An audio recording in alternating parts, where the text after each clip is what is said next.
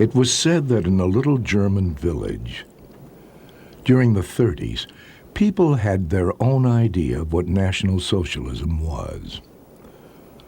Nazism, they thought, had something to do with purity. Indeed, they even believed its most important feature to be sexual denial.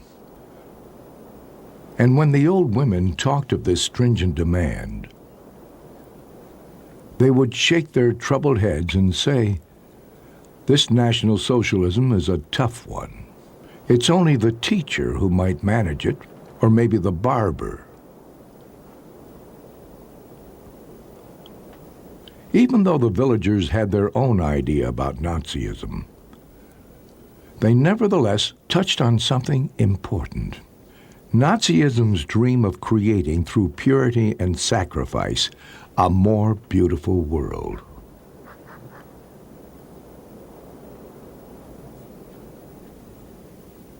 The Nazi gospel warns of a world about to collapse, an eternal twilight that threatens to engulf the earth. The Nazis claimed to have discovered the source of this threat and took it upon themselves to eradicate it. Purified and preserved from decay, a new Germany would arise, mightier and more beautiful than ever before.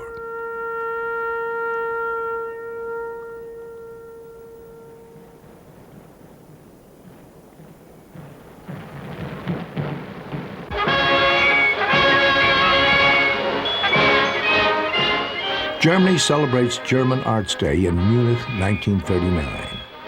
It is the Third Reich's last major art exhibit. Within 6 weeks, the Second World War would commence.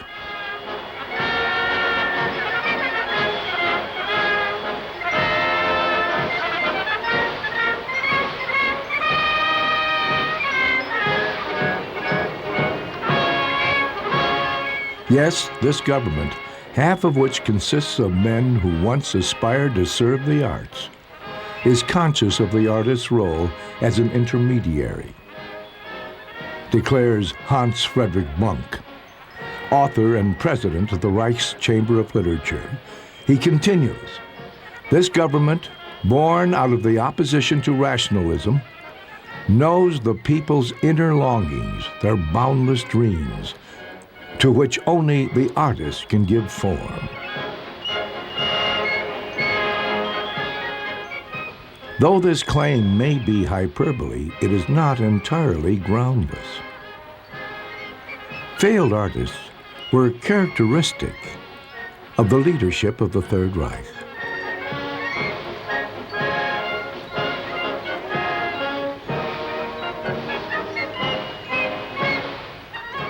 Several of the men nearest Hitler had made serious artistic endeavors. Goebbels, for one, who had written a novel as well as poetry and plays. Or Rosenberg, the party ideologist who had dabbled in painting and entertained literary ambitions. Or von Schirach, Hitler's youth leader, who was considered one of the Reich's foremost poets.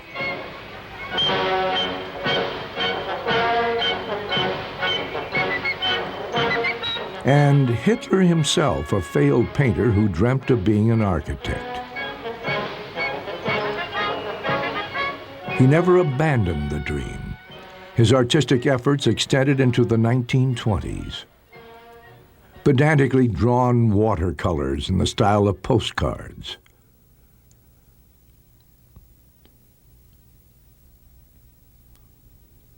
"Oh, how I'd love to stay here working with art," he declares from his retreat shortly before war breaks out.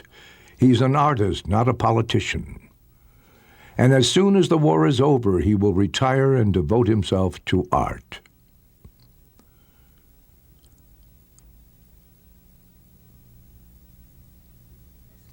At 18, Hitler had unsuccessfully applied to the Academy of Art in Vienna. Refusal was a hard blow, but he hid his disappointment. Instead of returning to his home in Linz, he remained in Vienna.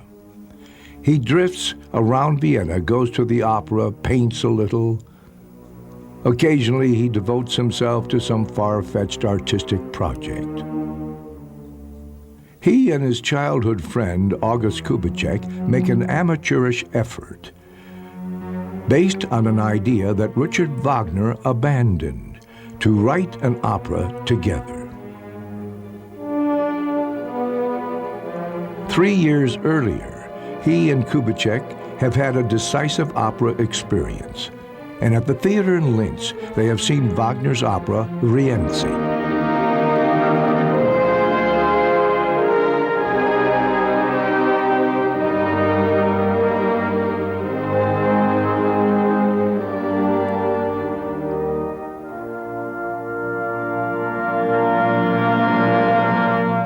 The opera is set in medieval Rome.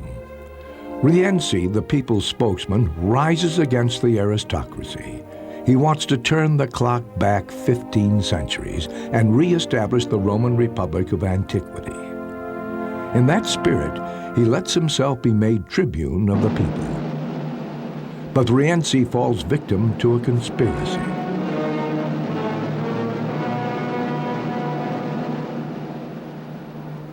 He fights his last battle in the capital as it crashes, burning around him. Hitler is deeply moved by Rienzi. Overwhelmed, he outlines for Kubitschek his plans for his own future and that of his people.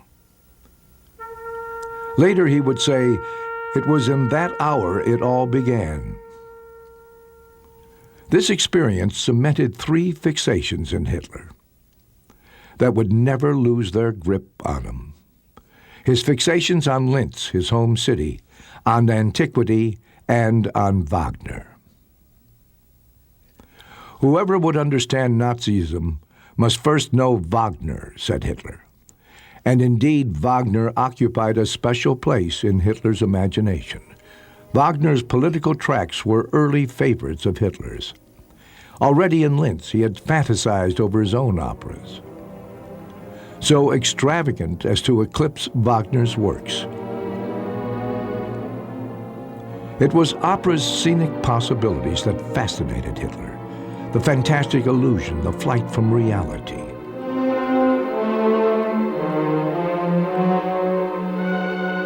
In Wagner, he saw his idol, creative artist and politician in one person. Hitler borrowed Wagner's props, anti-Semitism, the cult of a Nordic legacy, the myth of pure blood, all gave contour to Hitler's worldview. From Wagner, too, came the notions of art as the basis of a new civilization, and the artist prince, risen from the people, who will unite life and art to herald the advent of the new state.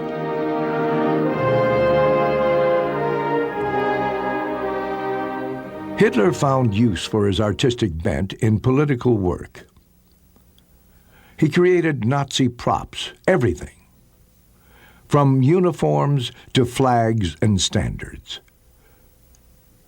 With his own sketches and instructions, he gave the Nazi movement its form. Hitler's 1923 sketch of the party standard. The goldsmith Gar prepares from Hitler's sketches the first standard of the NSDAP. Propaganda provided the outlet for Hitler's artistic ambitions.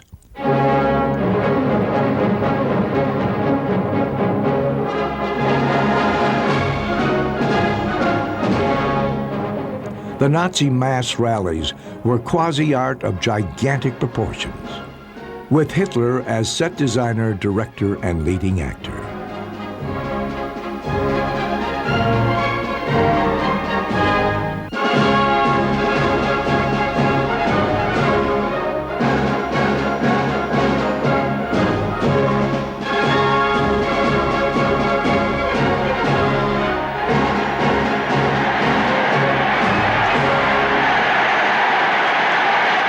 Mass rallies also embodied a central Nazi ideal, the myth of the body of the German folk. This myth, The people, the masses, seen as one body with its own circulatory system, would become a basic element in the Nazi vision of racial purification.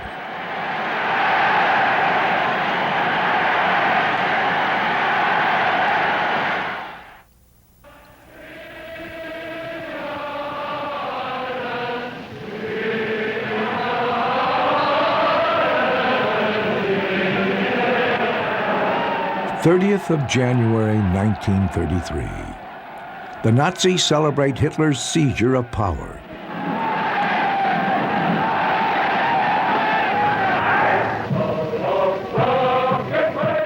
Feverish activity is begun to quickly gain control over every level of German society. Everywhere, Nazi activists force their way in.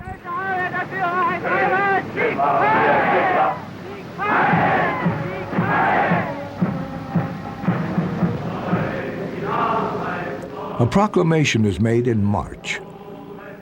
What German artists expect of the new government. The paper's source is a coalition of Nazi cultural groups.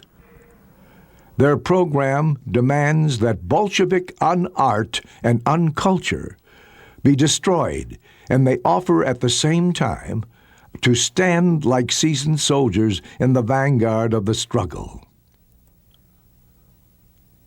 They also demand that all purged works be shown publicly and then burnt as a warning to all. In 1933, a wave of exhibitions of so-called degenerate art washes over Germany. Mannheim, Nuremberg, Dessau, Stuttgart, Dresden.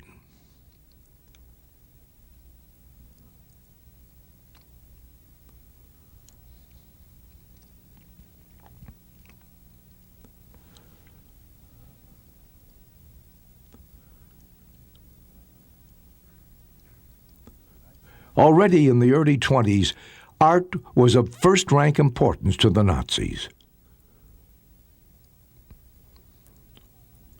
Cultural degeneration was seen by many as a genuine threat. Decay was a modish word among the German petty bourgeoisie. Behind the calamities that had plagued Germany, cultural Bolshevism in particular, the Jew was felt to be the instigator, the ringleader.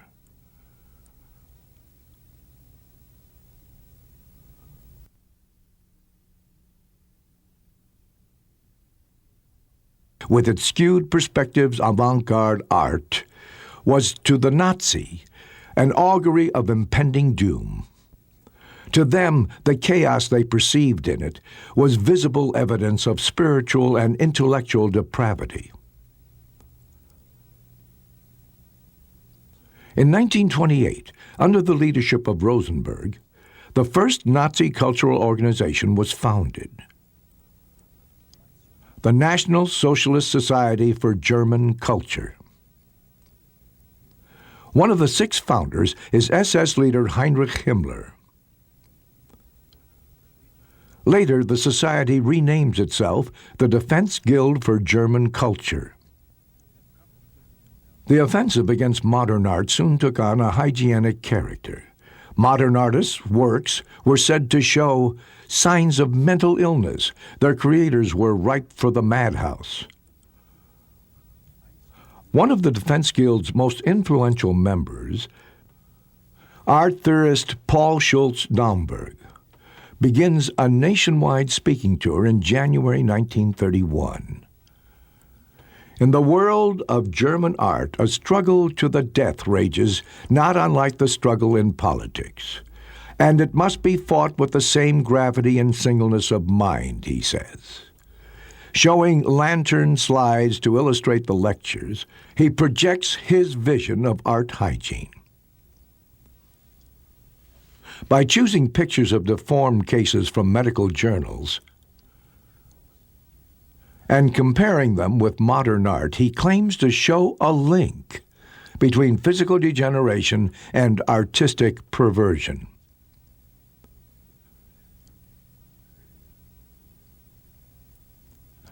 The pictures and diagnoses are supplied to him by Dr. Weigand of Hamburg University Psychiatric Clinic.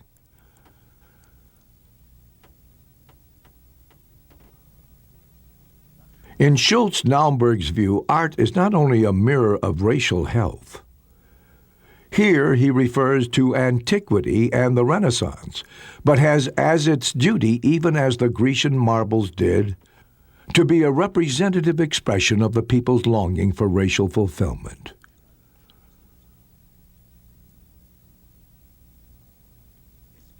On seeing these pictures, no one can identify them with anything but the misshapen wretches in clinics and madhouses, where the blighted and degenerate of our species are gathered, concludes Schultz-Naumburg.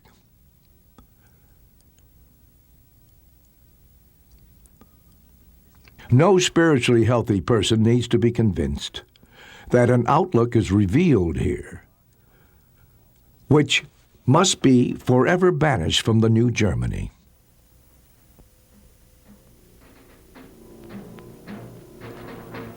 On July 14, 1933, a new law is enacted. Dies Gesetz soll Helfer sein, das Kranke auszumerzen.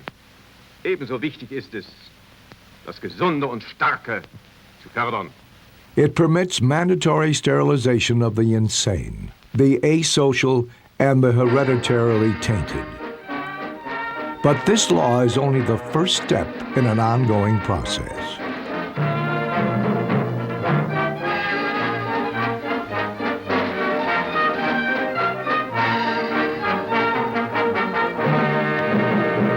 In March 1935, an exhibition opens in Berlin, The Miracle of Life.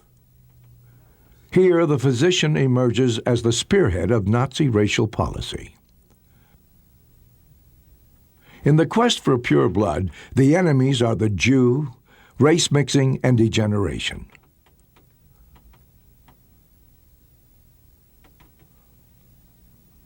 In a special section, Schultz-Naumburg's comparisons turn up.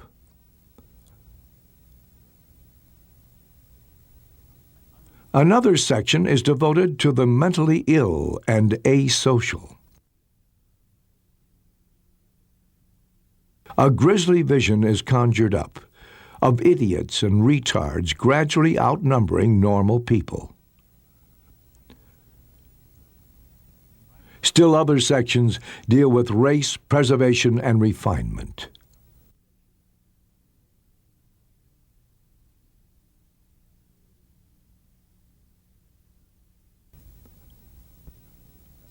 Our first principle of beauty is health, Hitler declares. The methods of medical science will ensure that end. With the physician as esthetician, aesthetic problems became medical ones. This exhibition already defines the presumptions underlying mass murder. No longer does the physician minister to the individual. Now he is the healer of the corpus of the race, a biological warrior fighting diseased and inferior elements that threaten the body of the German folk. Now the physician in uniform comes to the fore of society. The Nazification of physicians began in the first months of Nazi rule, as Jewish doctors were stripped of their positions.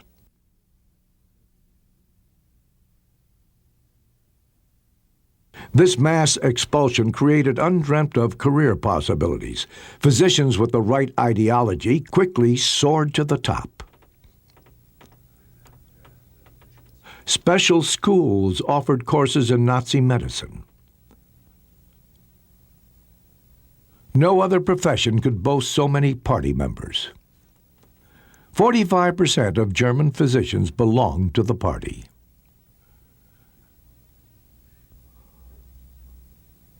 Mein Kampf clearly states the goal of Nazism's biomedical pioneers. A state which preserves in a time of pollution its finest racial elements must one day be Lord of the earth. Our followers must never forget this when they compare the sacrifices to the envisioned results. Gerhard Wagner, the Third Reich's chief doctor, promises that in the future, too, we shall fulfill our mission according to the Führer's will, to create the new German man. At the National Party rally in 1935, Hitler tells Wagner his intention: to have the incurably ill liquidated.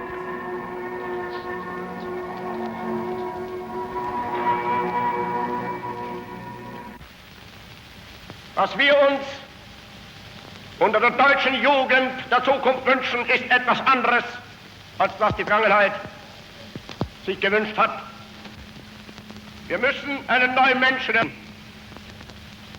auf das unser Volk nicht an den typischen Degenerationserscheinungen dieser neuen Zeit zugrunde geht.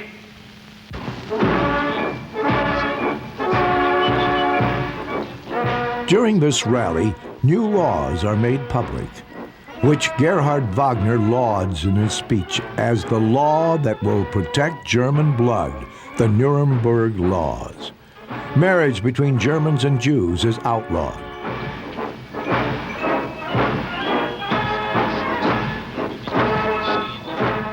In 1936, Wagner discusses with other high-ranking party men and doctors the possibility of making a film.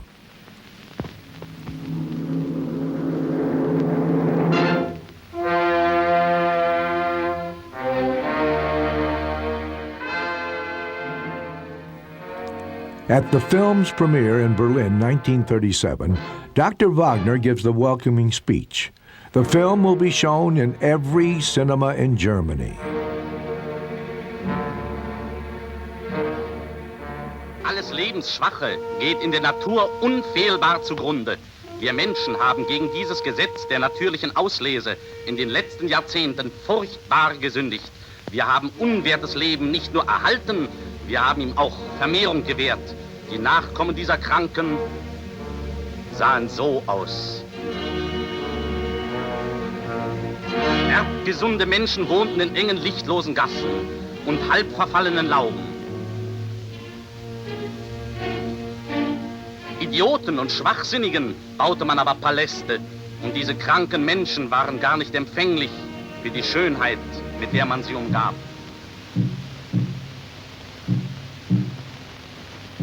Das deutsche Volk kennt das ganze Ausmaß dieses Elends wohl kaum.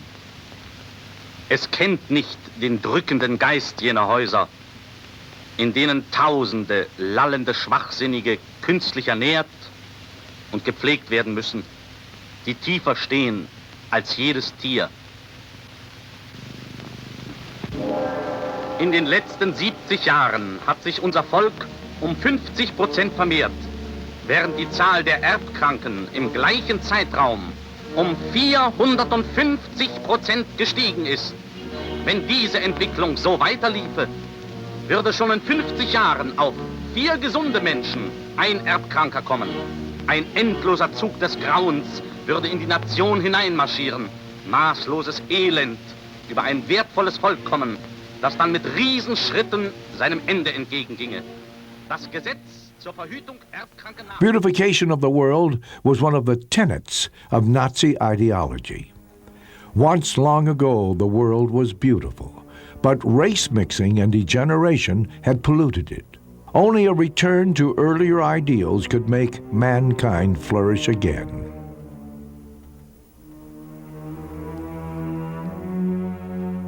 In the early 30s, Hitler began putting together an art collection. This private gallery gives an inkling of his worldview and the ideals he sought to reestablish.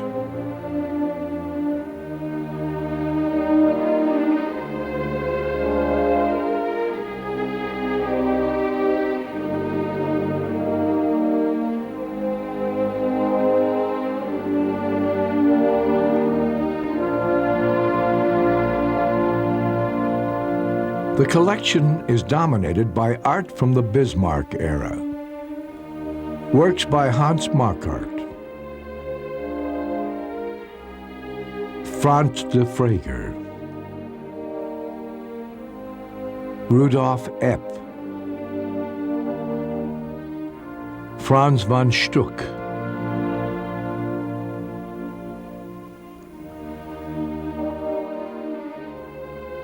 perhaps the collection was meant for the museum Hitler dreamt of founding in Linz, a museum for which he would choose the objet d'art, and where he alone would decide what great art was.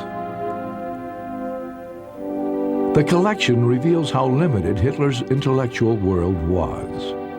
Among the 74 works included are a few portraits, all of them painted from photographs. One of Hitler's mother, one of his father, two of his niece, Gelly Raubel, the only woman Hitler was ever close to, a suicide in 1931. One of his deceased chauffeur, Julius Schreck, and one of Richard Wagner. As museum founder, Hitler would create the Reich's first great art event.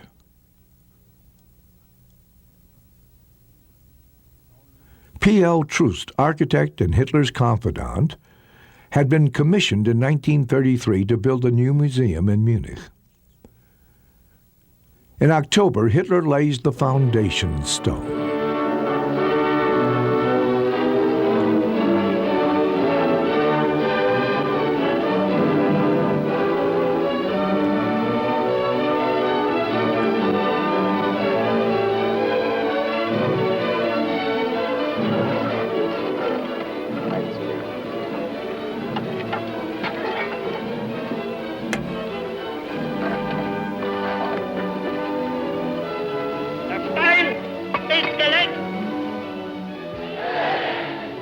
Even before the museum is completed, the first exhibit is in preparation.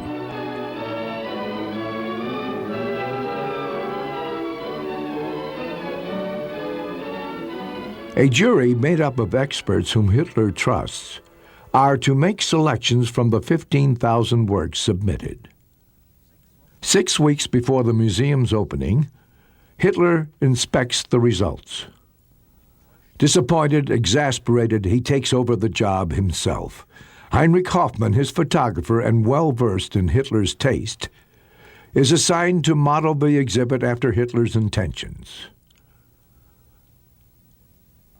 On July 18, 1937, the House of German Art and the Great German Art Exhibit are unveiled. It is a showing of the new genuine German art.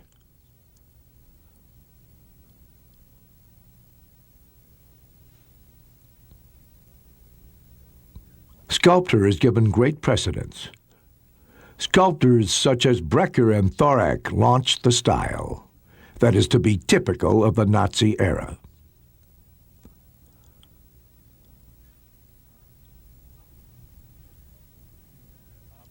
But Hitler's inauguration speech is not about art alone. This exhibit represents the end of lunacy in art and the denial of the German people's culture. Henceforth, we shall wage a relentless purgative war against the rearguard of our culture's disintegration. A flyer comes with a catalog.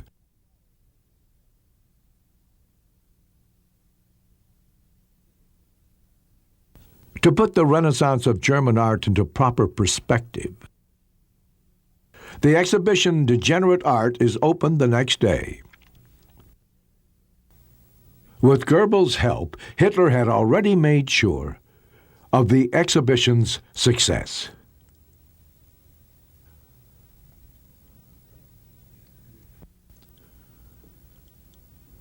The Degenerate Art Show would put an end to Jewish art Bolshevism. The works of some 730 banned artists were shown.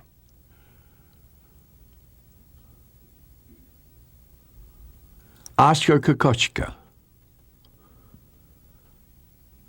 Emil Nolde, Franz Marc, Max Beckmann, Jankel Adler, Ernst Ludwig Kirchner.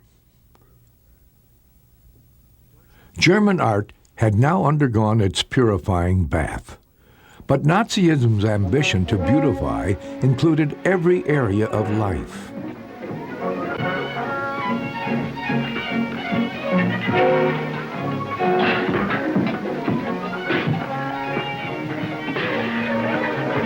It even found administrative expression in the Bureau of Beauty of Labor. Wir hatten uns schon daran gewöhnt, dass unsere Arbeitsstätten, die Fabriken und Berghöfe hässlich und schmutzig aussehen. Das wird nun anders. Unsere Arbeitsstätten sollen schön und würdig werden.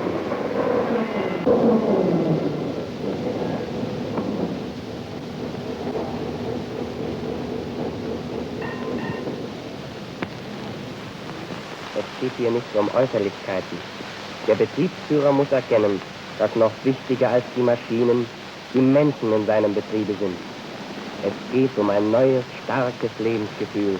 Es geht um die Freude an der Arbeit für den schaffenden deutschen Menschen. Cleanliness was the gospel of beauty of labor.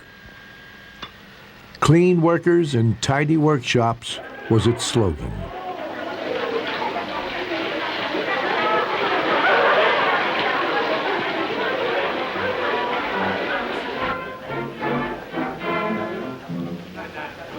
Beauty of labor meant liberation of the workers through cleanliness. Chief physician Gerhard Wagner expressed it simply. If class struggle is to die out, work and with it creativity must first be freed from the stigma of dirt. Thus, if one shows the worker how to wash properly, thereby raising him to a bourgeois level, he will soon realize that he has nothing to fight for. The worker's aesthetic awakening would not only free him from his class, but free society from the abrasive conflicts caused by class struggle.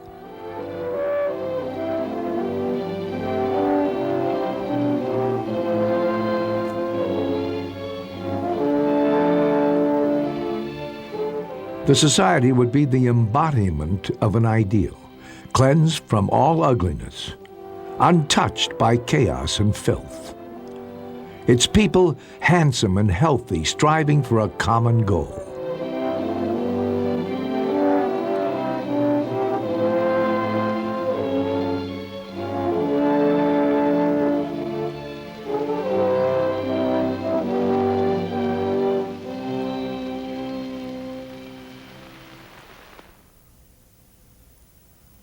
To characterize this new epoch, new buildings must be erected.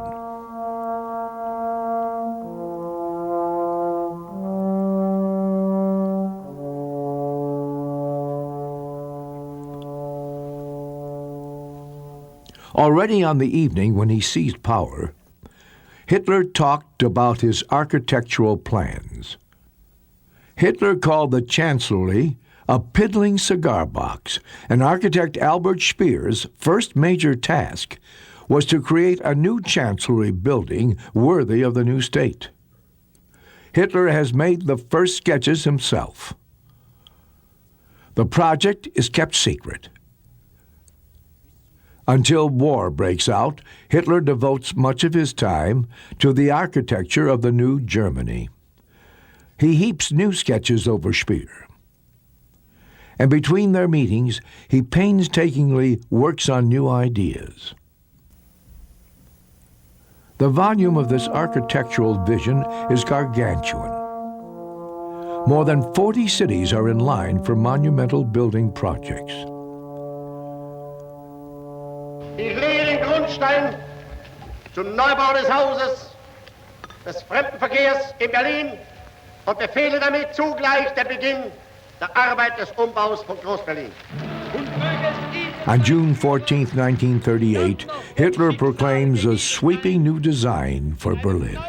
Und größeren Berlin, das neue und größere Deutschland einer glücklichen, geschichtlichen Zukunft entgegenzuführen.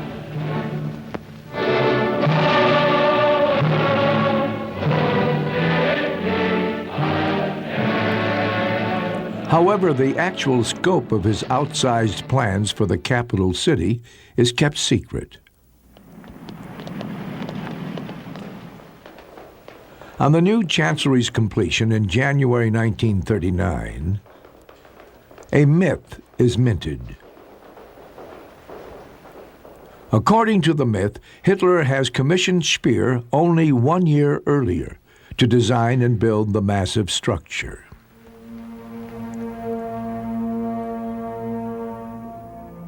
In fact, the actual work had begun 4 years before.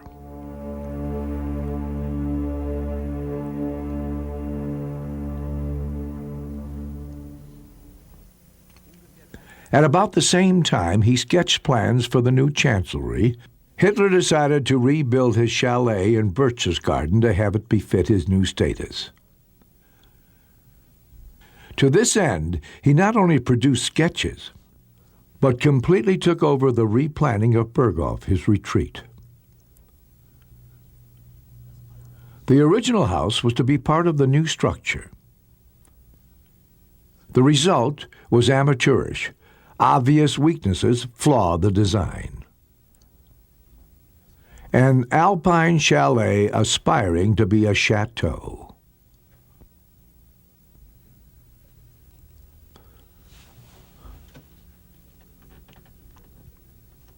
Hitler's pride was a retractable window, the world's biggest, with an area of 32 square meters.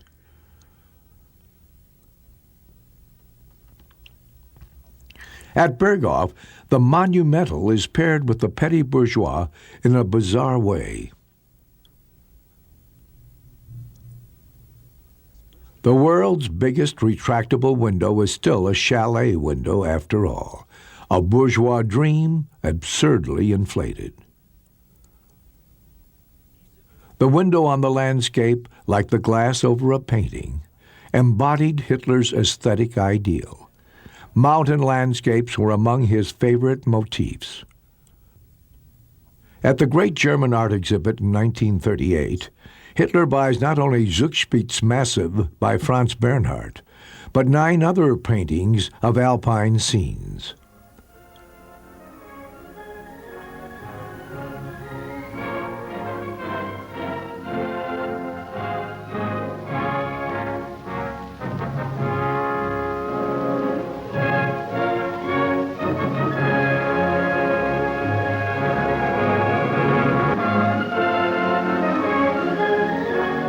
For the yearly exhibitions in the House of German Arts, Hitler's photographer Heinrich Hoffmann is now the one-man jury. On the day of the 1938 opening, Hitler rewards Hoffmann with a professorship. Hitler himself buys 372 works, 1/3 of the entire exhibition.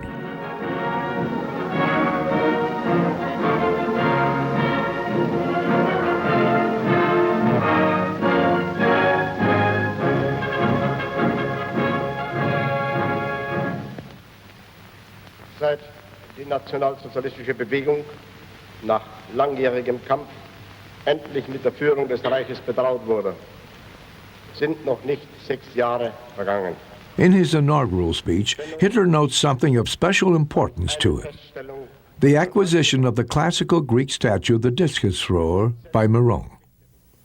Die beste Darstellung des Diskuswerfers, die jahrzehntelang in römischem Privatbesitz den Augen der Öffentlichkeit verborgen war, ist jetzt in deutschem Kunstbesitz.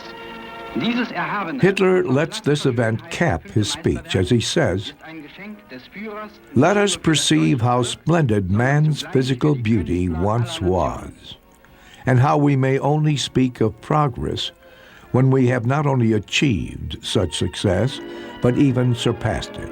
May we find here a measure of the tasks which confront us in our time. May we strive as one for beauty and elevation, so that both our race and our art will withstand the judgment of the millennia."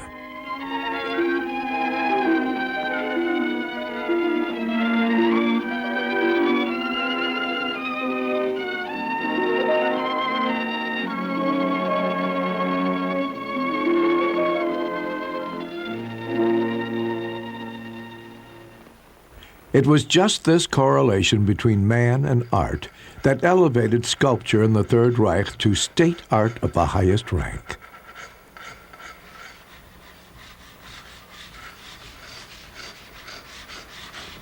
Sculptors like Arno Breker and Joseph Thorak were not only artists, they were creators of a new type of man. It was their task to convey an image of the goal envisioned. To attain it, the Nazis would soon resort to more concrete measures. And it is Hitler himself who sets the process in motion. In 1938, he becomes active in a case that attracts his attention. The case of a child born blind who lacks one leg and part of an arm.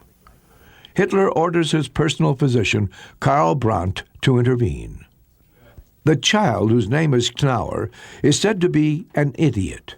Brandt, in Hitler's name, will tell the child's doctor to perform euthanasia, that is, to kill the child.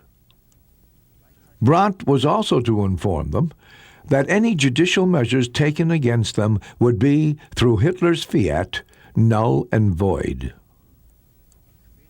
Later, Brandt was told to implement euthanasia in all similar cases. Euthanasia means helping someone who is suffering to die. In the context of Nazi racial policy, the term would find a new meaning.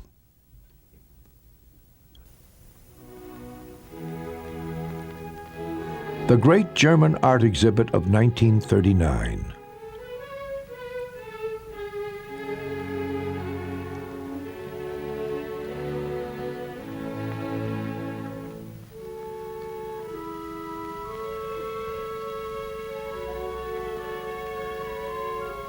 Hitler buys for himself 264 works.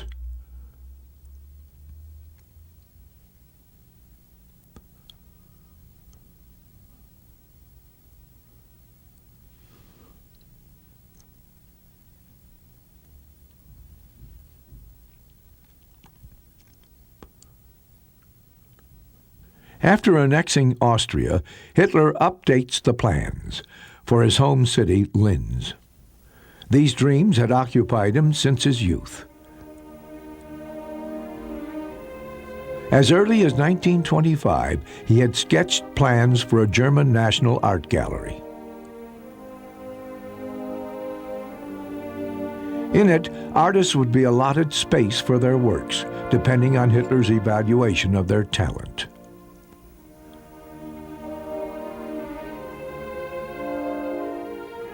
These dreams now take on enormous proportions. Hitler's state visit to Italy in 1938, during which he inspects Italy's art treasures, fuels his plans even more. He envisions Linz as the world's new center of culture. Gigantic building plans are drawn up. Hitler makes one sketch after another.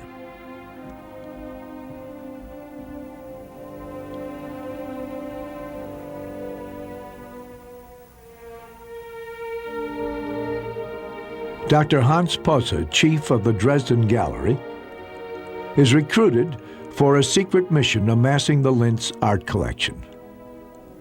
His first act is to confiscate the art collections of Jews in Vienna.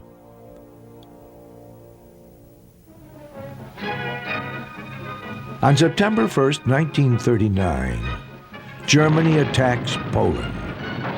The Second World War has begun.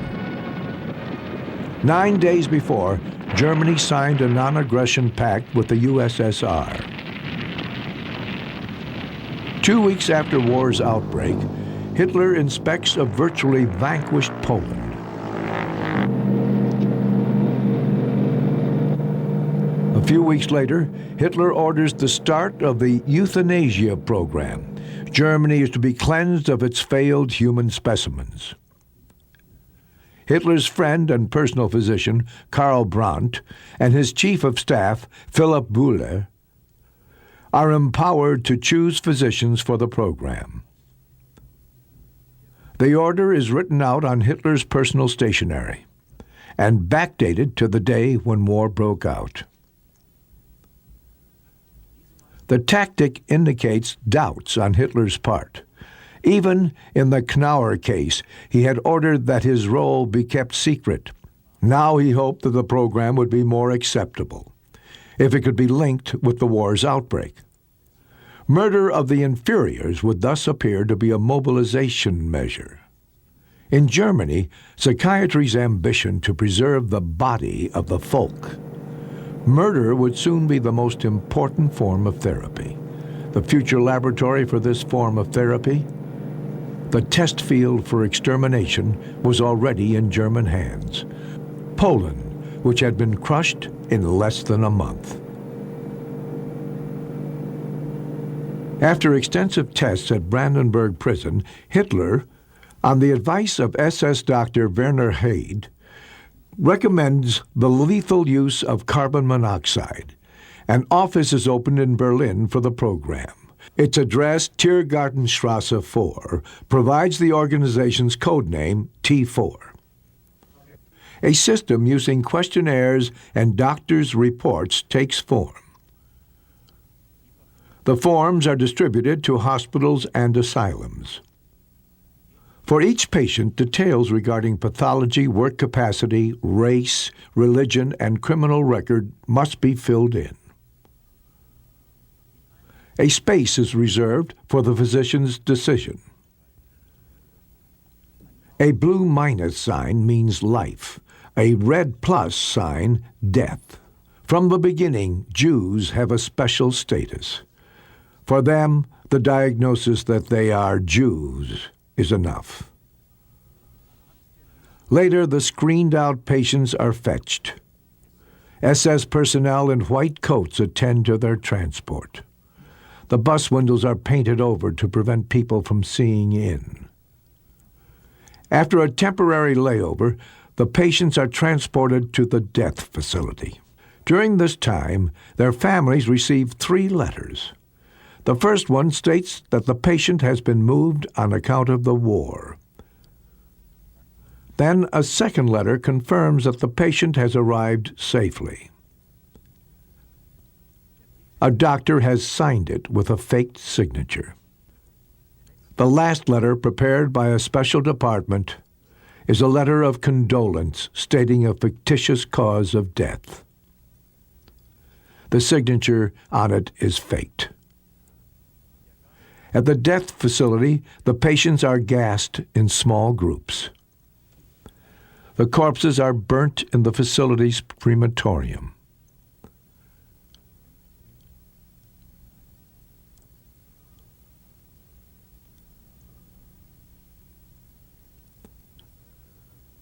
In the T4 program, the Nazis' medical vision had found its vehicle of practice.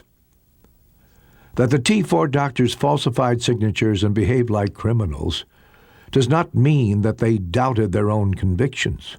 No, they worried that the German people might not be ready to understand their actions. The killings could have been done by any butcher. But if medical legitimacy was to be maintained, a doctor would have to open the gas taps.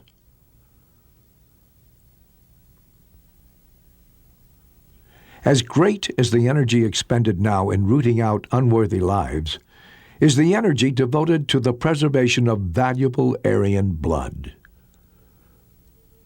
German medical care was among the finest in the world, with ultra-modern methods of treatment in many areas.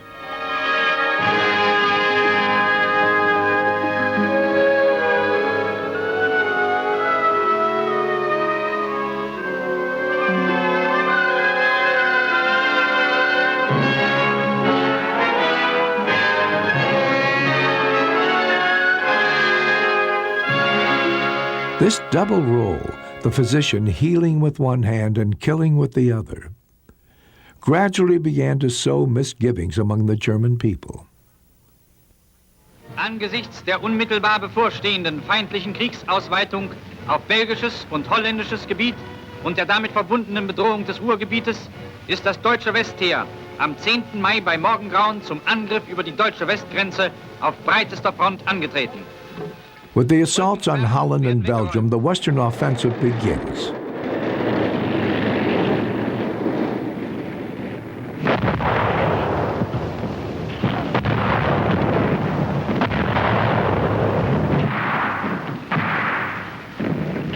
In mid-June of 1940, Hitler is at his military zenith. France is vanquished.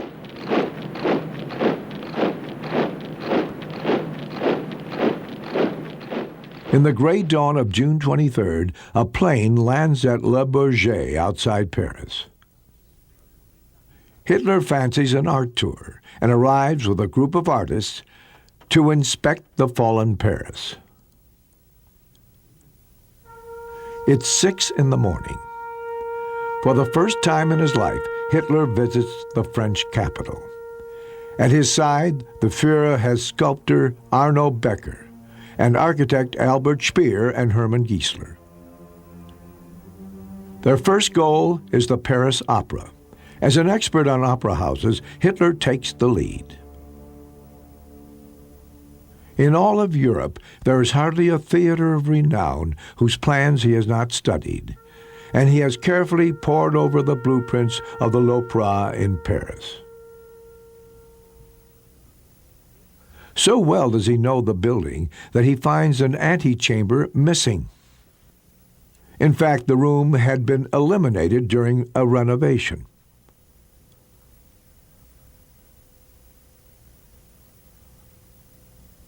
Their program proceeds at a breakneck pace. The tour winds through a Paris that is not yet awake.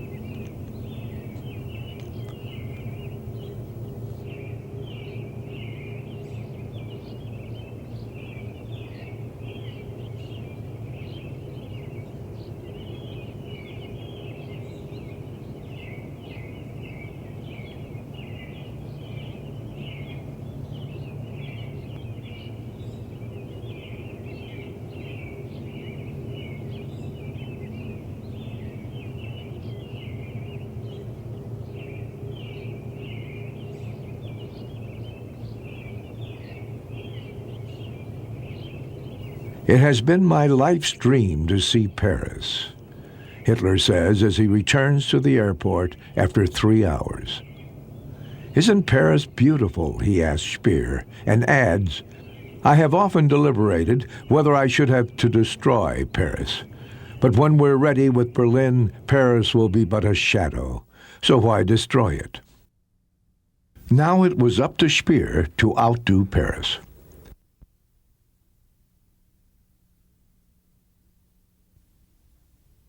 The blueprints for the future capital of the world empire were now completed.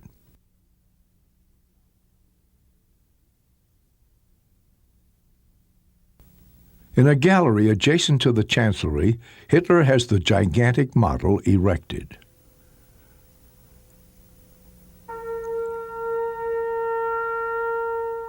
Here is Hitler's own triumphal arch, twice as big as the one in Paris. Speer has drawn it from a sketch Hitler made in 1925. Here, the Führer's palace, a monstrous complex which will be Hitler's new residence. Here, too, is the Great Hall, the crown of the new Berlin. It is also based on one of Hitler's 1925 sketches. Now Speer would bring the dream to life. This dome was to be the largest assembly hall in the world, with seats for 180,000 people. Its dimensions were incomparable, 17 times as big as St. Peter's in Rome. For the entrance hall, Hitler suggests a colossal statue of himself. An opening in the roof will allow heaven's light to enter. In 1950, at the latest, with the war won, the new capital will be ready.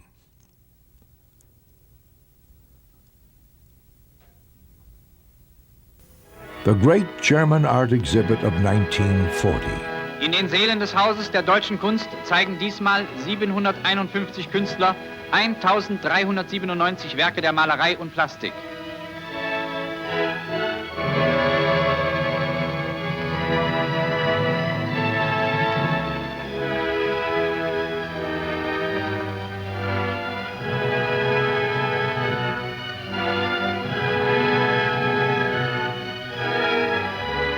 Hitler buys 202 canvases and sculptures.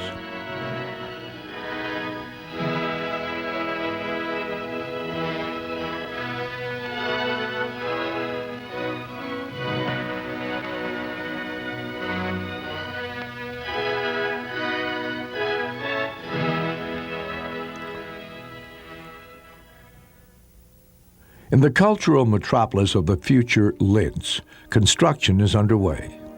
The half-completed Nibelungen Bridge augurs the city's new image.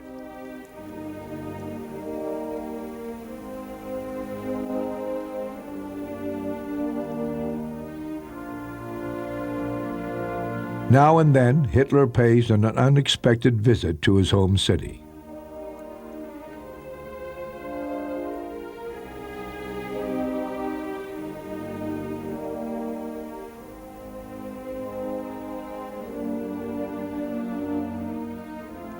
The war has opened new possibilities for the Linz project. German occupation has unlocked the doors to Europe's treasures. Hitler's men scour occupied Europe, lugging home purchased and confiscated works to Germany. Leonardo da Vinci, Rembrandt, Jacob Jourdain. From prepared catalogs, Hitler chooses works of art for transport to Germany.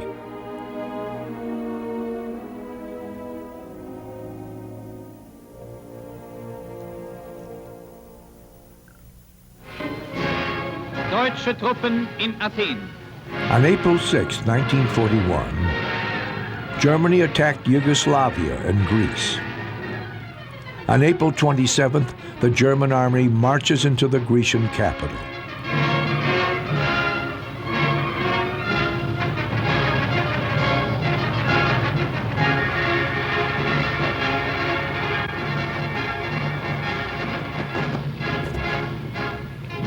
To Hitler, this conquest is not just one among many.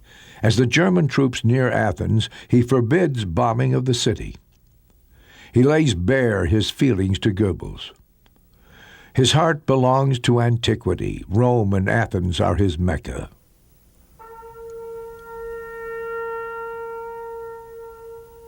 Hitler's mind is fixated on antiquity. Of all history's epics, antiquity alone elicited his unreserved admiration. He saw it as a model for the society he hoped to build. If we are asked about our forefathers, we must refer to the Greeks, he stated. He described Sparta as the most racially pure state in history. Ancient Rome, he said, was the most mighty republic that ever existed.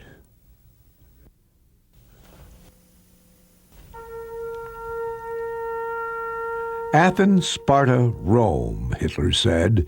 If we can create a synthesis of the three, our state will never perish. Auf einer Frontbreite von 2400 Kilometern vollzieht sich der größte Aufmarsch, den die Geschichte bisher gesehen hat.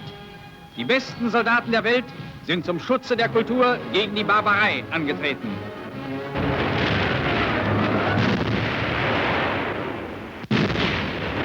On June 22nd, Hitler attacks the Soviet Union.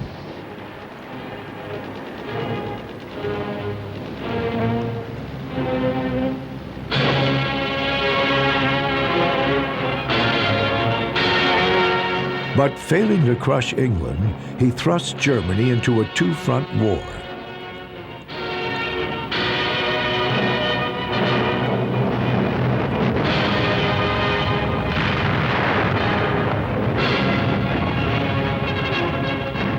A few weeks later, Hitler can inspect occupied Russian territory. Unter uns Minsk. Hier tobte eine der größten Material- und Umfassungsschlachten der Weltgeschichte. Fast 350.000 Gefangene fielen allein hier in unsere Hand. Die jüdische Bevölkerung Baltis wird in Sammellager gebracht.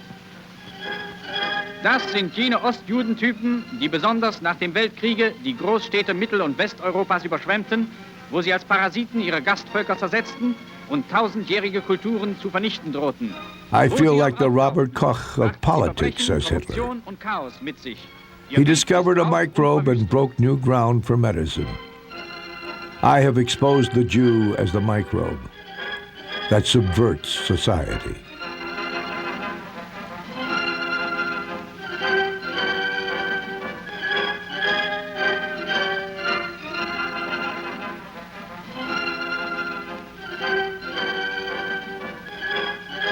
The Great German Art Exhibit, July 1941. For the first time, Hitler has no time to attend the opening. He has made his choices beforehand, buying 121 works.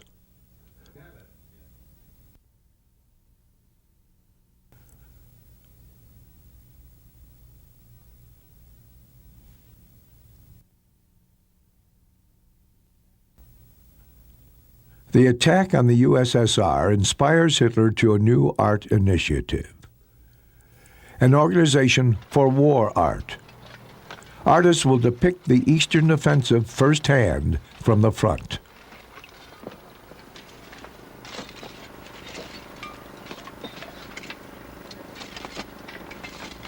Luitpold Adam, painter and leader of the project, intended not only to paint the dreadful side of war, but the homely and poetic moments that should be made accessible to the German people.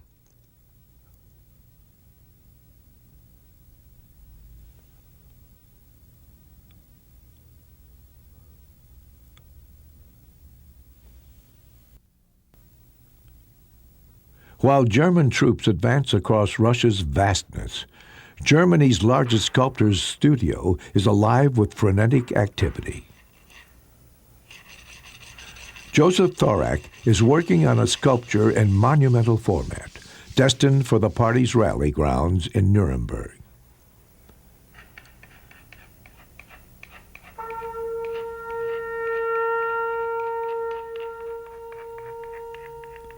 On an area of 16.5 square kilometers, an ideological landscape consisting of oak woods, travertine, and granite was to take shape. For the yearly party rallies, arenas were built to hold millions of people. In conjunction with their planning of a Zeppelin field in 1934, Speer and Hitler developed the so-called ruins principle, according to which important buildings would be constructed so that in the distant future they would collapse into picturesque ruins. Construction methods and building materials were discussed, and Speer made sketches depicting the buildings in ruins overgrown with ivy.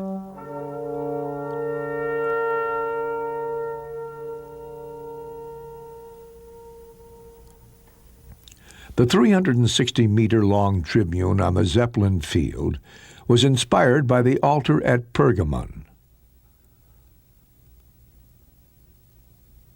The Congress Hall was inspired by the Colosseum in Rome.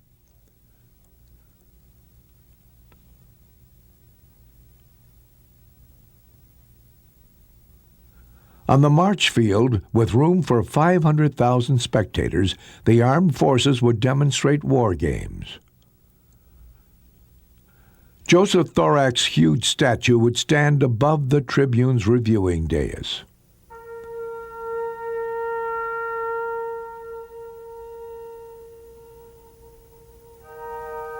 Along a 90-meter-wide granite street, columns of 60 men across would parade on the march field.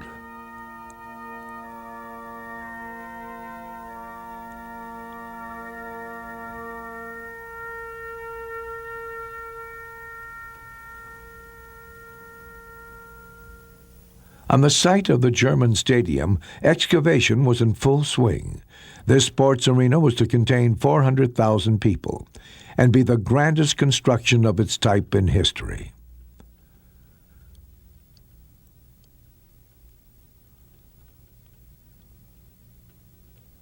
Even before he seized power, Hitler claimed this area as historic ground.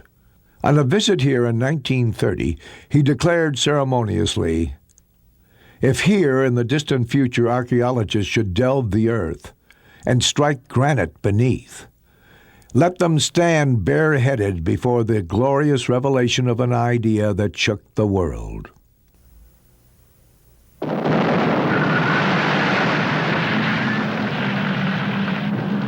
Hitler calculated that the Soviet Union would be beaten in 4 months and that the majority of Russians would side with the Germans, thus hastening the Russian collapse.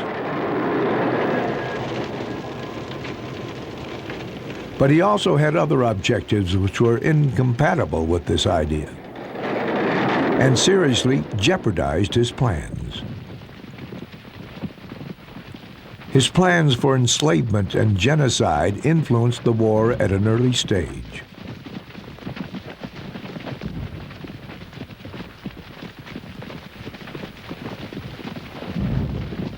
The projected Eastern Offensive bore all the earmarks of colonial warfare, as if the war was to be fought against some technologically benighted exotics.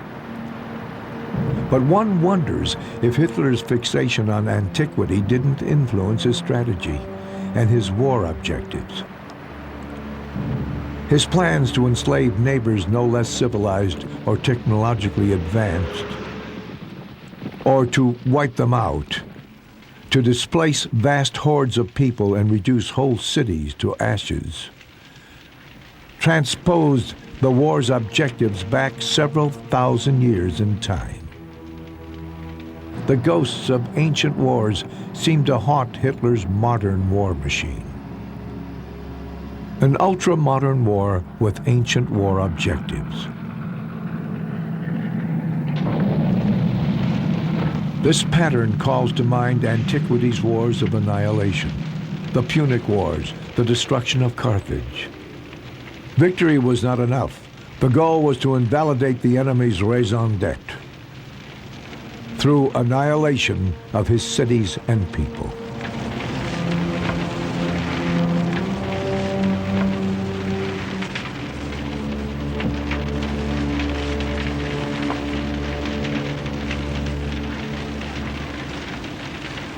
Here we must revert to ancient principles.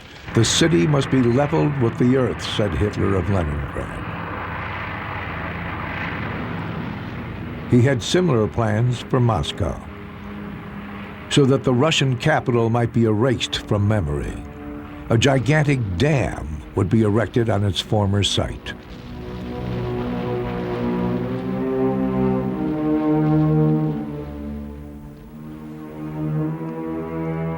Enslaving the enemy was a classical method of acquiring manpower.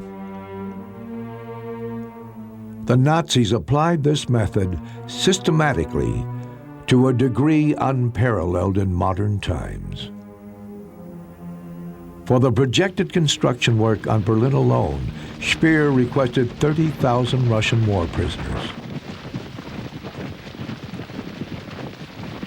The more they understood the annihilatory character of the war, the more fiercely the Russians resisted. The Russian winter arrives in November.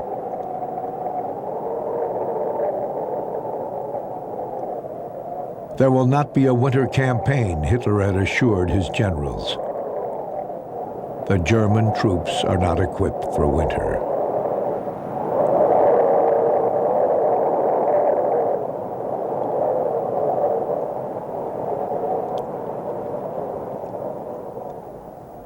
The artists who were sent to depict the Russian offensive carry out their assignment. Their pictures bear the stamp of defeat.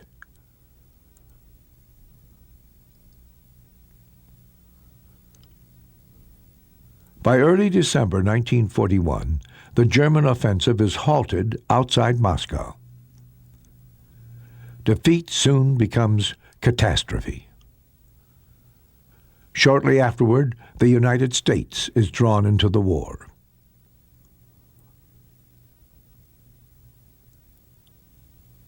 As 1941 fades to a close, Hitler senses that the war has reached its turning point. The proposed objectives lack material support. Hitler's vision of world dominance begins to waver. All that remains now is the Third Reich's death throes, an agony in slow motion. A secondary war objective begins to take shape, the annihilation of the Jews. At a conference in Wannsee on January 20th, 1942, the fate of European Jewry is sealed. Plans for the final solution to the Jewish question are drawn up.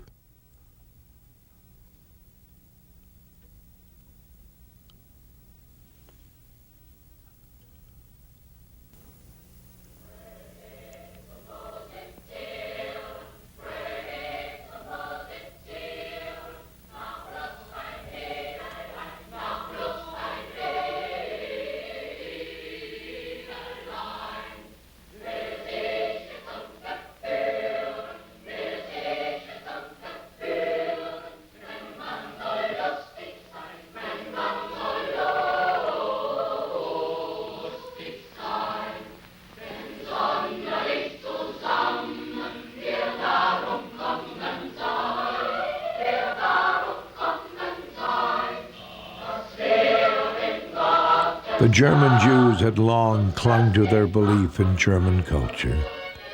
Their hope dwelt in the Germany of Goethe and Schiller. Here they believed was a bulwark against barbarism.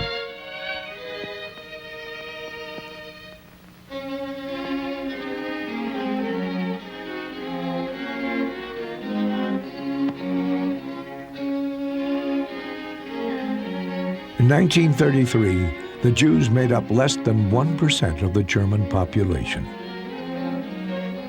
500,000 people. By 1941, more than half of these had fled the country. The 11 million European Jews never quite sensed the coming disaster. The unthinkable was incomprehensible.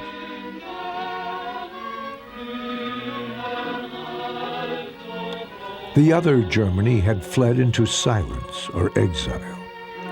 For a good while now, the Third Reich had been killing people to make way for the new culture.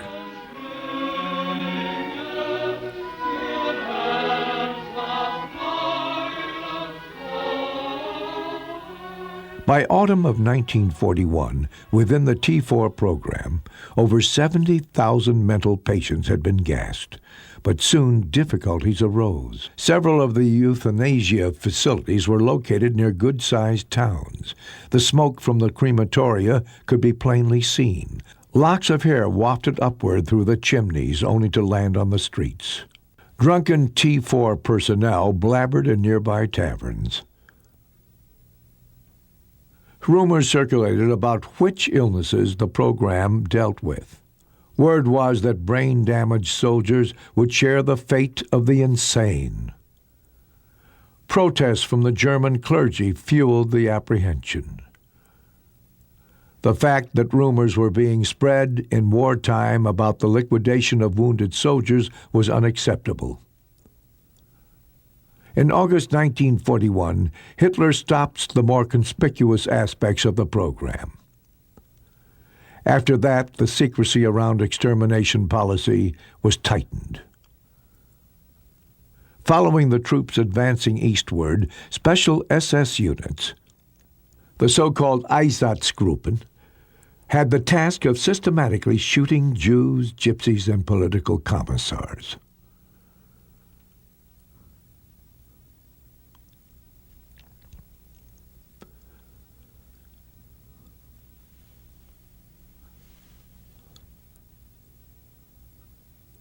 This action was only meant as a stopgap. 11 million Jews could hardly be disposed of in this way.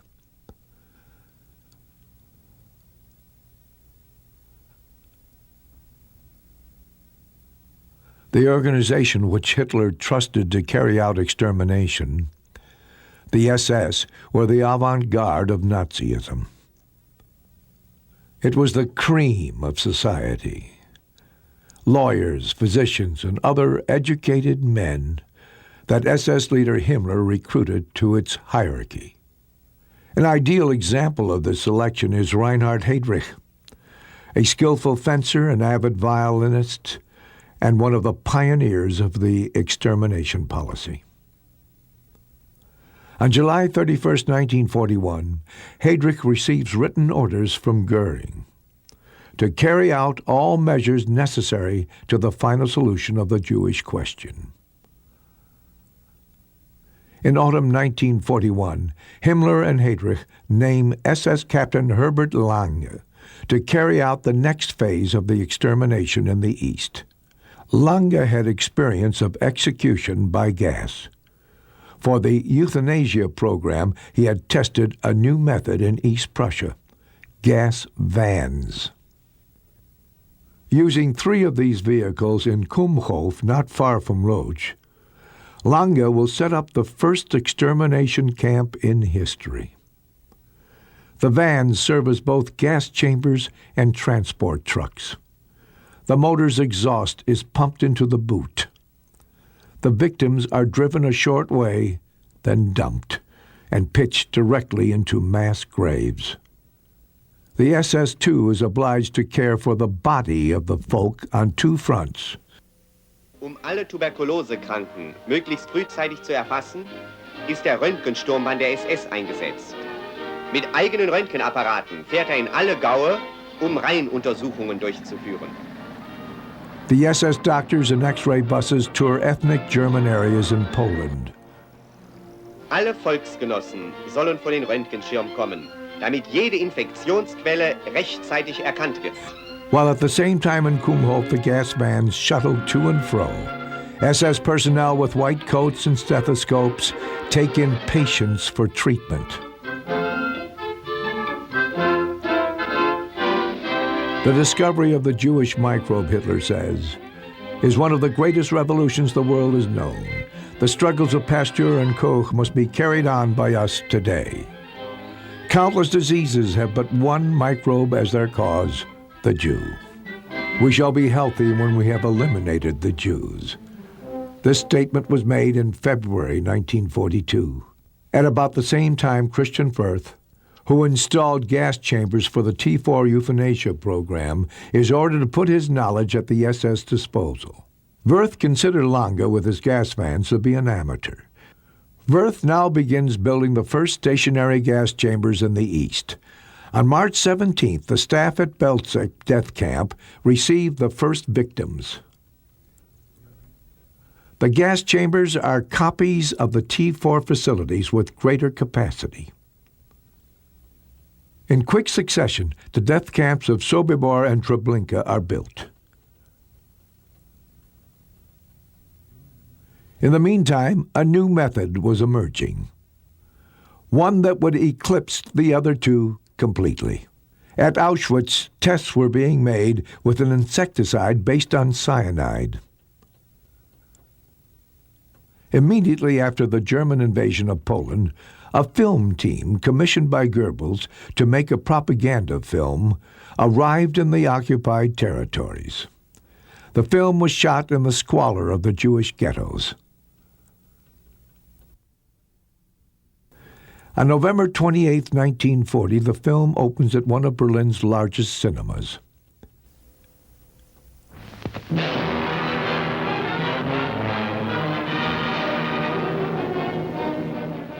The audience consists of representatives of the party, the army, the arts and the sciences. Here, the campaign against the Jews reaches its zenith. This is the end of the propaganda war, the beginning of mass extermination.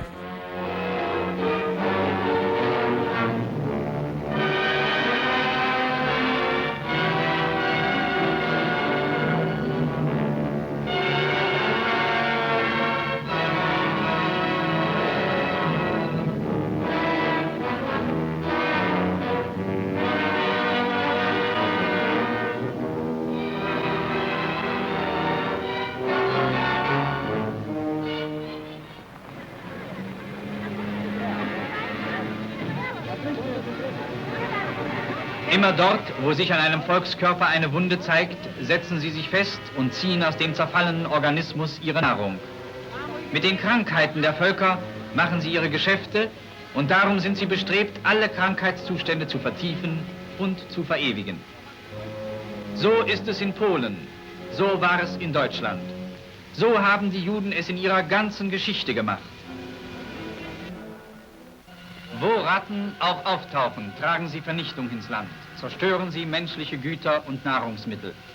Auf diese Weise verbreiten sie Krankheiten, Pest, Lepra, Typhus, Cholera, Ruhr und so weiter.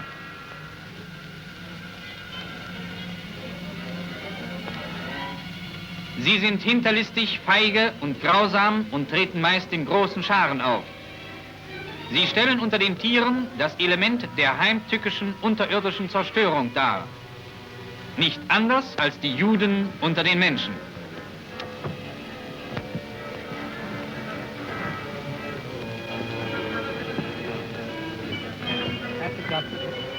Am gefährlichsten aber wird das Judentum dort, wo ihm erlaubt wird, sich in die heiligsten Dinge eines Volkes, in seine Kultur, seine Religion und Kunst hineinzumischen und darüber seine anmaßenden Urteile abzugeben. Der Schönheitsbegriff des nordischen Menschen ist dem Juden von seiner ganzen Natur aus unverständlich und wird ihm ewig unverständlich bleiben. Für die Reinheit und Sauberkeit des deutschen Kunstempfindens hat der wurzellose Jude kein Organ. Was er Kunst nennt, muss seine entarteten Nerven kitzeln. Ein Geruch von Fäulnis und Krankheit muss es umwittern. Es muss widernatürlich, grotesk, pervers oder pathologisch sein. Diese Fieberfantasien unheilbar kranker Hirne wurden einst von jüdischen Kunsttheoretikern der deutschen Öffentlichkeit als höchste künstlerische Offenbarung aufgeredet. In 1938, another film had been made. Its theme was pest control. The film demonstrated a new, effective method using gas to kill pests. Die Anopheles-Mücke bringt die Malaria.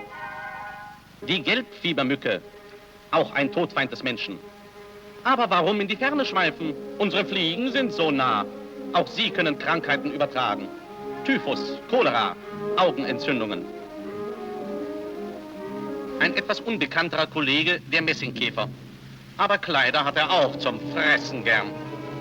Mit Metall hat dieser Messingkäfer also nichts zu tun. Dafür macht der Holzwurm seinem Namen Ehre.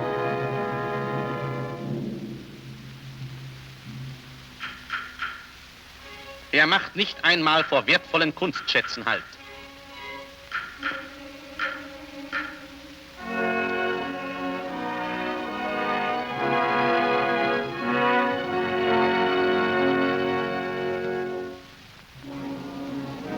Die Chemie liefert uns zu diesem Kampf die schärfsten Waffen, die Giftgase. In 2 more years, carbon monoxide will begin to be used on mental patients.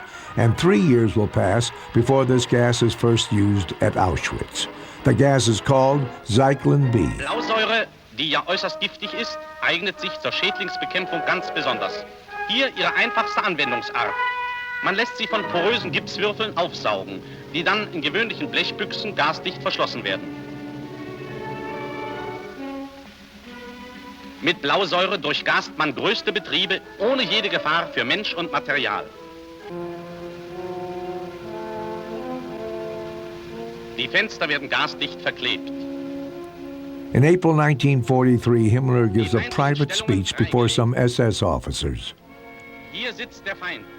Anti-Semitism is like being deloused. Getting rid of lice is hardly a philosophical issue.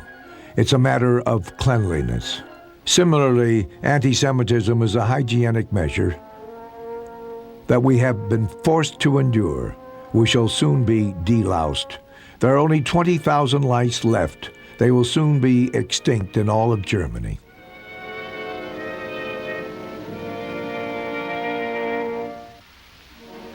Gas!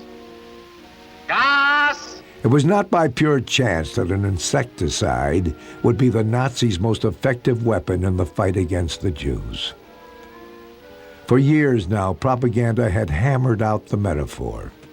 The Jews as bacteria, insects, vermin.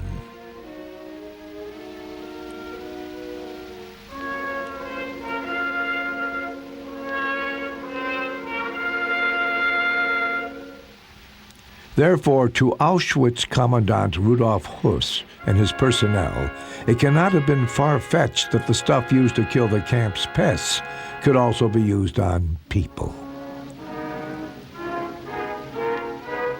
For Höss, it was also a matter of delicacy. Langsam erfüllt das Gas den ganzen Raum. I was always appalled at the idea of shootings, he tells. Therefore, I was relieved to think that we might be spared all these bloodbaths, and that even the victims would be spared suffering until the end. 20 Stunden lang Blausäureeinwirkung und alle Schädlinge mit Brut und Larven sind vernichtet. Hier in diesen hellen, gepflegten Räumen gibt es keine Schädlinge. Sauberkeit und Erhaltung der wertvollen Güter bilden die Grundlagen für die Gesundheit und den Wohlstand eines Volkes. The Nazi cult of beauty functioned as a mental cosmetic. The picture of the ideal was the screen, behind which the murderers could pursue their craft. When Auschwitz Commandant Höss describes the ideal he created for his wife and children in the death camp's shadow, it is a clear expression of this function.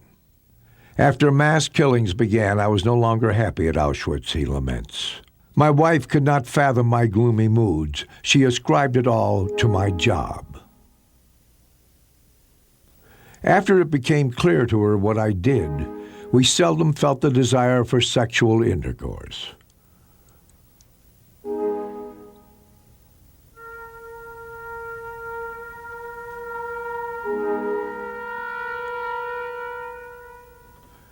From 1942 on, the gas chamber was the foremost tool of extermination. The mass shootings had ceased. Murder took on the guise of a hygienic measure.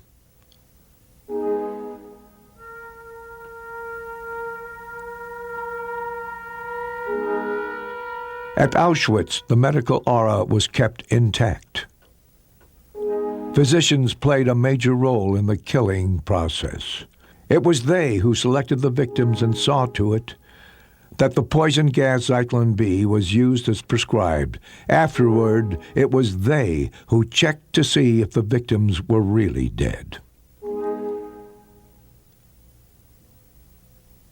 A system which forced the victims to operate the killing facilities would spare the killers the unpleasantness of their horrible trade.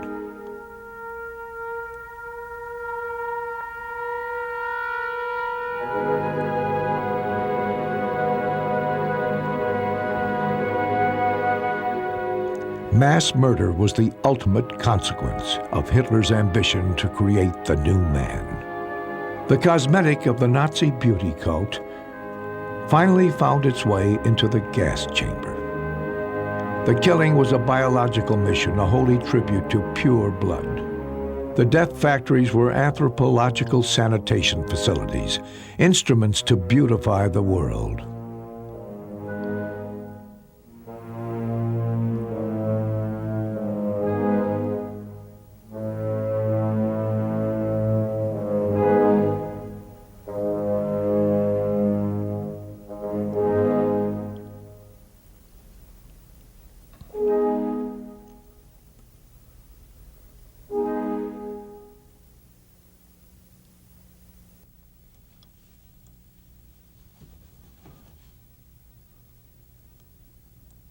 I have ordered every officer to carry, besides his sword, Karl May's books on how to fight Indians.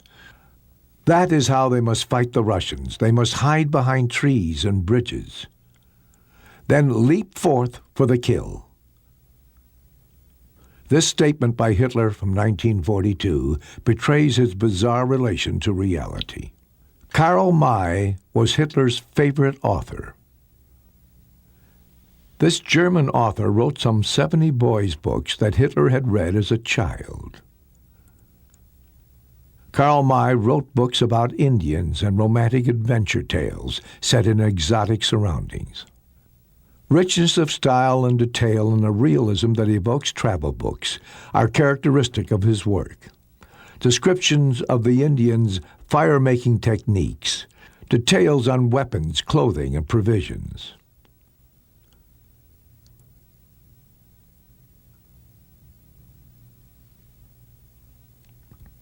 Karl May had never visited the places he wrote about, nor had he ever come in contact with foreign peoples or influences. He shared this lack of real experience with the untraveled Hitler.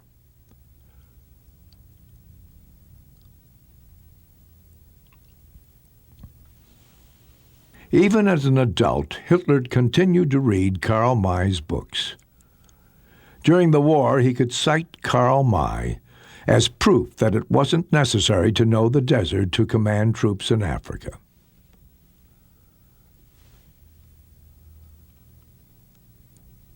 Hitler was well aware of May's lack of experience. He did not regard May as a garrulous adventurer, though, but rather, in all seriousness, as a fount of wisdom. He saw in Karl May a kind of armchair visionary with a clairvoyant's access to distant realities. On another occasion, Hitler names May as an example of how someone with imagination and the power of insight does not need to know a certain people, even as May did not know Bedouins or Indians, to know their souls better than any anthropologist who had studied them.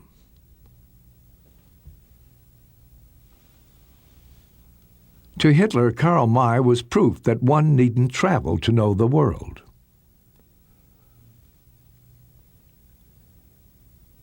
Hitler explicitly held the view that imagination could provide the basis for knowledge. Thus he was betrayed by his inability to distance himself from the visions that crowded in on him.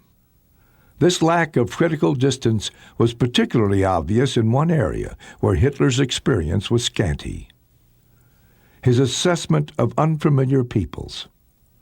This is typified by his attitude toward the Jews. Anti-Semitism's classical document, The Protocols of the Elders of Zion, a fake document, which purports to verify a Jewish conspiracy to rule the world, struck Hitler like a revelation, while the question of its authenticity paled by comparison. The grip these ideas had on Hitler is evident in his paradoxical strategies. The more futile the war against the Allies became, the more zealously annihilation of the Jews was pursued. Despite the constant dearth of vital equipment and transportation, extermination of the Jews had the highest priority.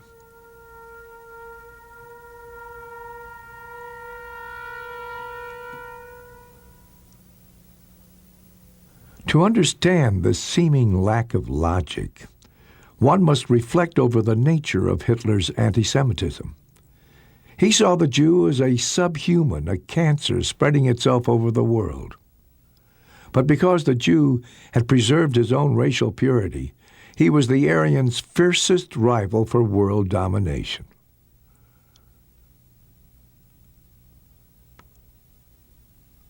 In Hitler's imagination, a fight to the death was raging against the strongest and most dangerous of enemies.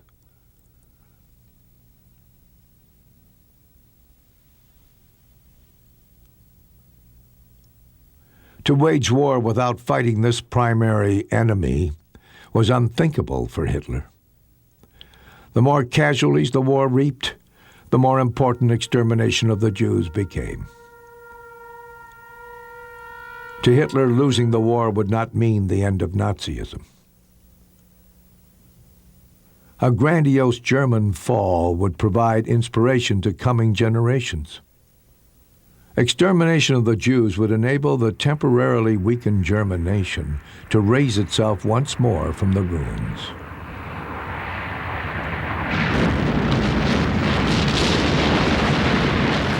On the night of May 30th and 31st, 1942, thousands of British bombers expelled their payloads over Cologne. For the first time, the Allies strike a deadly blow to Germany's heart. The destruction is horrible. The attack is a harbinger of the firestorms that will now plague Germany.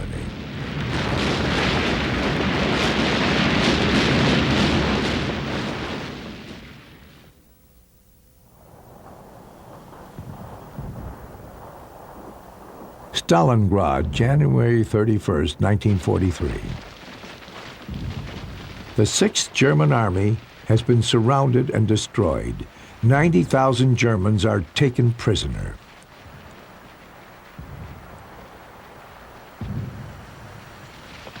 And now the whole world knows that Germany is losing the war. Es will nicht den totalen Krieg, sagen die Engländer, sondern die Kapitulation. Wollt ihr den totalen Krieg?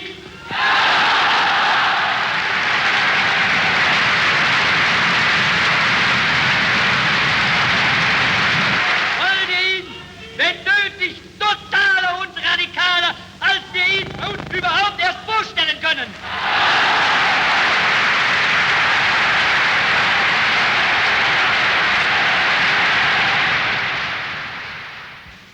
Konzert in einem Panzerkampfwagenwerk. In der Arbeitspause spielt das Orchester des Deutschen Opernhauses unter der Stabführung von Hans Schmidt-Isserstedt.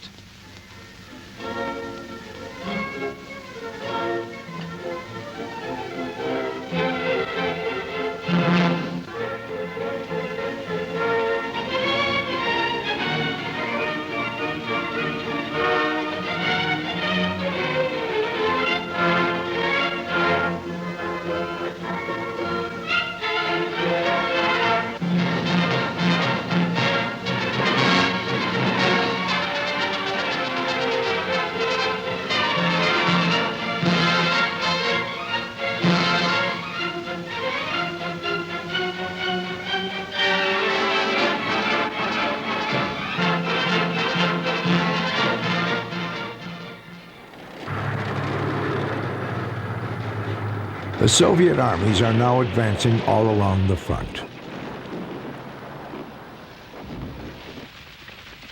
As the German troops retreat, the SS are given still another mission. Himmler has ordered that every trace of the mass murders be eradicated. The job is to be carried out by a special unit, Sonderkommando 1005. Even as the German war machine slowly falls to pieces, Sonderkommando 1005 is occupied with the cosmetic adjustment of history.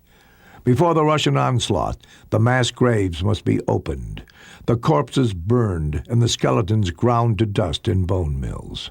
Weeds will be sown to hide the grave sites.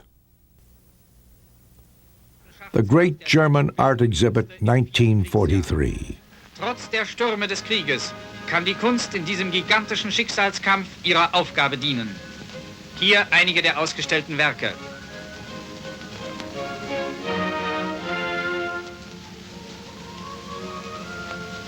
Nacht, ein Gemälde von Willi Kriegel. Morgenröte, eine Brunnengruppe von dem jungen Berliner Bildhauer Robert Ullmann. Hitler buys 48 paintings and sculptures.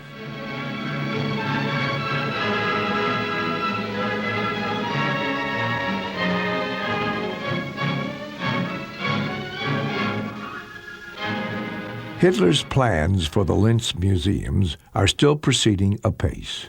Architect Hermann Giesler works non-stop on the blueprints and models. The hunt for Europe's art treasures continues. Between 1942 and 43, Hitler's men acquire some 3,000 more works. Vermeer, Rubens, Vicelli, Amigoni. Each work is carefully catalogued. In war-torn Germany, an evacuation is planned. The art treasures will be stored in a salt mine in the Austrian Alps.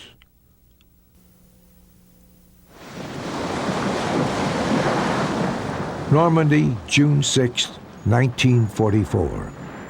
The Allied invasion has begun.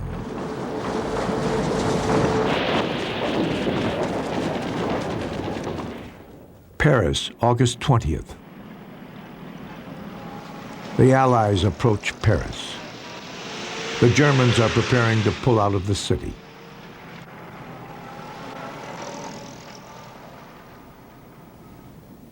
The French resistance are already fighting them in the Paris streets.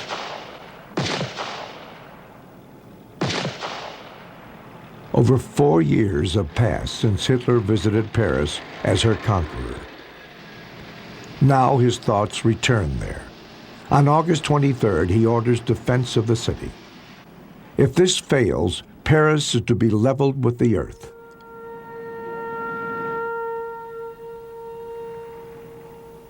Two days later, Paris is liberated. The German armies are now in retreat on every front. Hitler orders the scorched earth policy.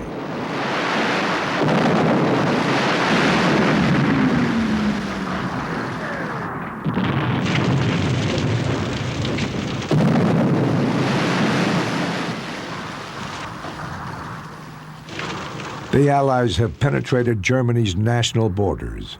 Now the war will be fought on German soil as well. Es wird der Feind in den nächsten Wochen und Monaten zu verspüren bekommen. Dass es etwas anderes ist, Paris und Bukarest, und dass es etwas anderes ist, Köln und Königsberg zu besetzen. Wohnstätten und Kulturdenkmäler sanken in Trümmer. Versorgungs- und Verkehrswege wurden unterbrochen, aber das Leben geht unter der Erde weiter. In riesigen unterirdischen Küchen ist die Verpflegung der Bevölkerung gewährleistet.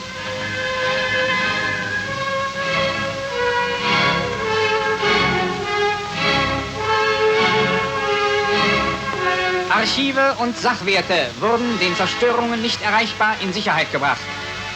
Die Verwaltung der Stadt hat sich der Forderung des Tages entsprechend angepasst. Hier gibt es kein Vorzimmer mehr. Hitler prepares his retreat to a bunker beneath the Chancellery in Berlin.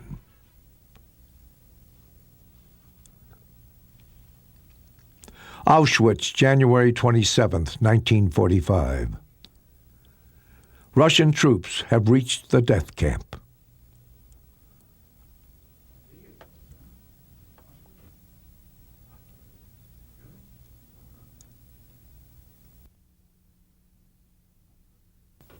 On February 9th, Hermann Giesler delivers to Hitler's bunker the final model of Linz's recreation.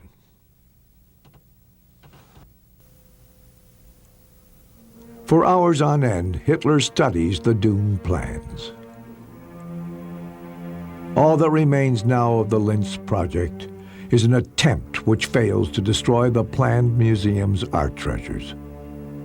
In the salt mine in the Austrian Alps, where most of the works are stored, explosives are planted, which at the approach of the enemy troops should blow the entire depot sky high.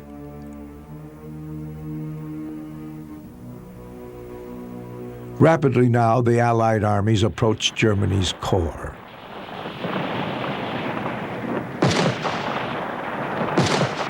On March 1st, Hitler orders the press to publish articles on the Punic Wars. The German struggles to be likened to Rome's wars against Carthage. It took 3 long wars to secure Rome's place in the ancient world. Despite his physical and mental decline, Hitler keeps his grip on those around him. The impending catastrophe seems to arouse new vigor in him. The shame of defeat will be offset by the glory of Germany's fall. Out of total defeat, new grain will sprout forth, he declares. On March 19th, Hitler orders targeted areas emptied of population at once, and all supply depots and objects of real value destroyed. If the war is lost, the German people are also lost, Hitler maintains. It isn't necessary to be concerned about what the Germans will need for elementary survival. After this struggle, only the inferior will be left. The good will have perished.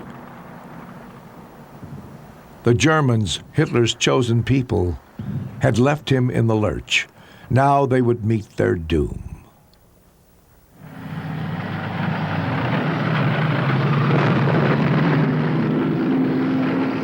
The Soviet troops have reached Berlin.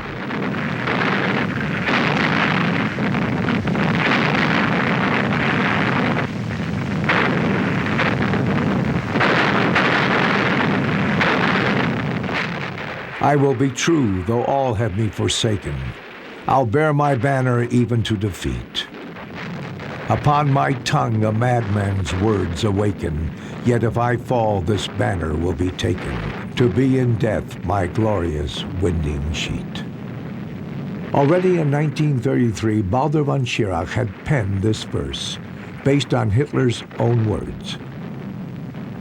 As if this drama's final scene was most important, they had begun at the end. Hitler saw doom as art's highest form of expression. Each time that he in Bayreuth had seen Wagner's Götterdämmerung with its fiery collapse at the end, he would reach for Winifred Wagner's hand in the darkness of the box and kiss it with devotion. The drama had now become reality for Hitler. Its completion was his final and decisive theatrical mission.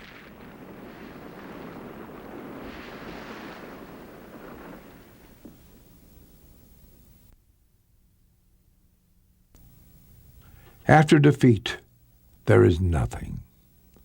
With Hitler's death, the Nazi movement collapses. There are no slogans urging on the fight, no nests of resistance. Overnight, Nazism has completely lost its momentum.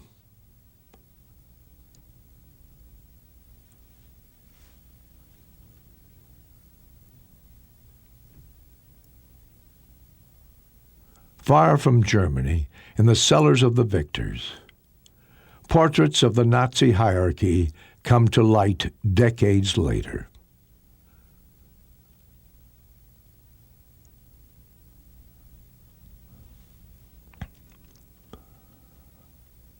Alongside Gauleiter and party functionaries, we find doctors, genocide experts, and architects.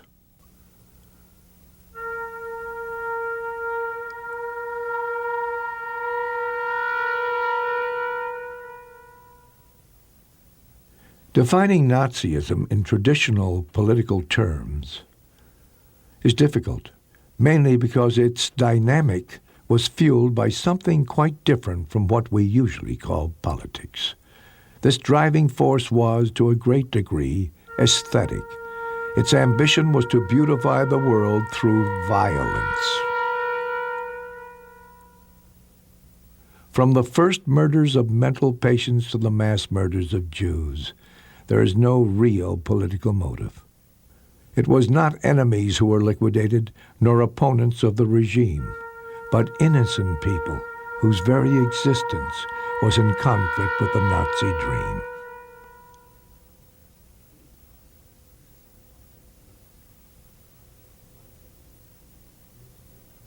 The civilian character of the mass killing makes it unlike war crimes.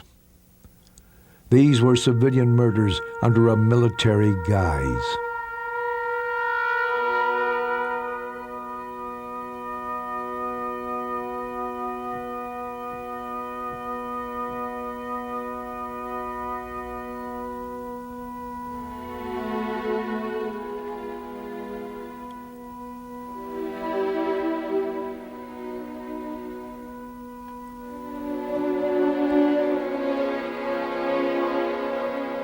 The obscure mental baggage, the bizarre political notions, which constitute a kind of under-vegetation in European culture, suddenly saw the light of day with Hitler.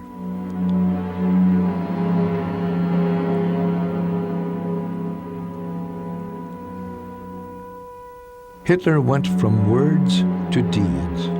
Without restraint, he transformed an absurd ideology into a hellish reality.